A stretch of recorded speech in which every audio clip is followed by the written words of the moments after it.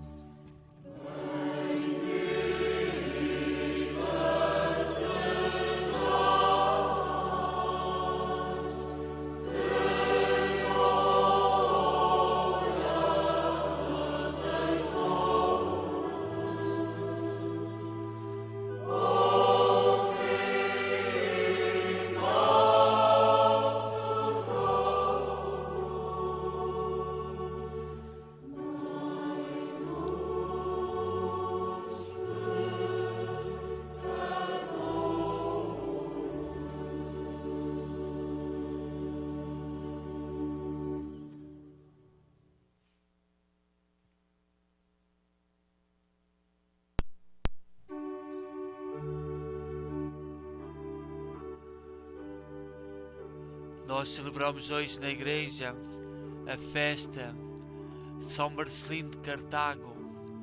Viveu por volta do ano 410, século V. Era um alto funcionário do serviço do Império Romano na cidade de Cartago, no extremo norte de África, a poucos quilómetros de Sicília, na Itália. Era tabelião, ou seja, trabalha com o reconhecimento de assinaturas e escrituras. Além disso, era tribuno, uma espécie de porta-voz do povo frente às autoridades romanas. Esses cargos eram bastante desvalorizados no Império Romano.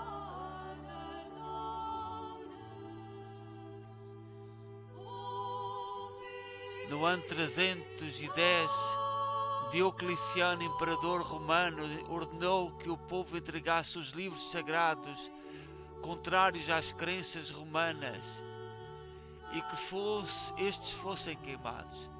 Alguns cristãos que entregaram as Sagradas Escrituras passaram a ser considerados traidores da Igreja. Nesse mesmo ano, um novo bispo foi eleito em Cartago. Chamava-se Ceciliano, porém sua eleição não foi aceita porque contou com o voto de vários bispos traidores. Um desses traidores era um bispo chamado Donato. Ele ensinava que somente pessoas santas podiam administrar os sacramentos. Pessoas comuns, pecadores, não poderiam administrar os sacramentos segundo o donatismo. E a Igreja de então se dividiu entre donatistas e não donatistas. Esta corrente de donatistas ainda hoje perdura na Igreja. Todo o critério de avaliar e dizer mal, difamar os sacerdotes tem a ver com isto. O sacerdote é um homem, não é Deus. E estes donatistas diziam que só os santos, que eles próprios não eram, é que podiam administrar os sacramentos. Esta corrente de heresia chegou até aos nossos dias. Deus encarnou na humanidade para elevar a humanidade ao seu nível.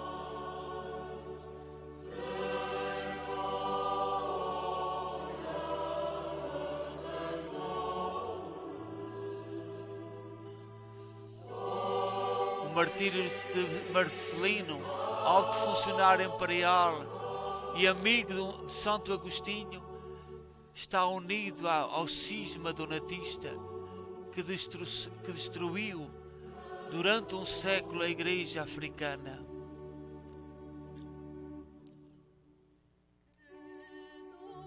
São Marcelino assume a posição da Igreja. São Marcelino era contrário ao donatismo, pois defendia que os sacramentos podem ser administrados por pessoas comuns, pois na verdade ninguém é santo senão Deus. E São Marcelino estava certo. Pouco tempo depois a Igreja baniu a heresia donatista. Porém, por ser contrário ao donatismo, São Marcelino foi denunciado como cúmplice de Euricliano, um inimigo do então imperador Honório. Por isso foi preso e condenado à morte.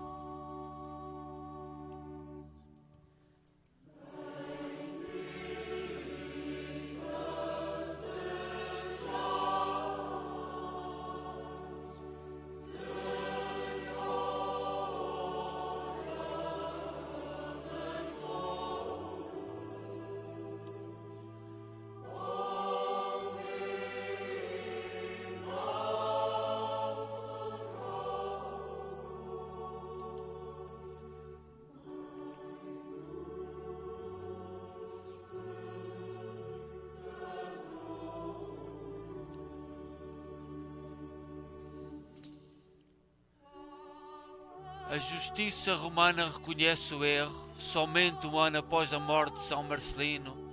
A justiça de Roma reconheceu oficialmente que errou. Assim a acusação de traição que pesava sobre ele foi anulada.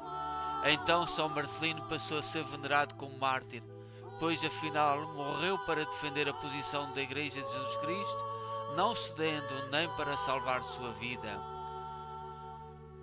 No tempos que correm, também nós devemos estar atentos a tantas heresias que por aí correm.